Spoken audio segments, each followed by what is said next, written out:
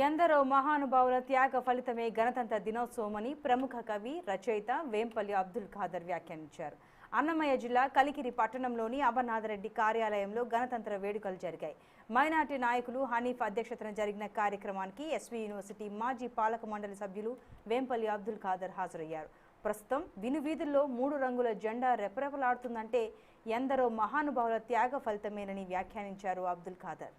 అంబేద్కర్ రాజ్యాంగాన్ని అధ్యయనం చేసి 74 మంది ప్రముఖులతో రచించిన రాజ్యాంగమే నేటికి అమలవుతోందన్నారు. దీంతో గుండె నిండా ఊపిరి పీల్చుకుని గర్వంగా ఫీల్ అవుతున్నామని తెలిపారు. అణగారిన పీడిత వర్గాలు సమానత్వం రావాలని, భారతీయులు అందరూ ఒకే జాతికి సంబంధించిన వారు కావాలని రాజ్యాంగం స్పష్టం చేస్తోందన్నారు అబ్దుల్ ఖాదర్. ఇంకా గ్రెనేడ్ల వికృత శిశువుల్ని కంటూనే ఉంది. టెర్రరిస్ట్ భూతం ఉక్కు చెడావుల కింద మత సహనం మళ్ళీ నలిగిపోయింది.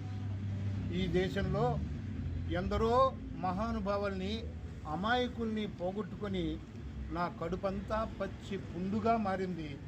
నా దేశ భవిష్యత్తును నెత్తుకెత్తుకున్నప్పుడు ఎదురుపడేది చావో బ్రతుకో.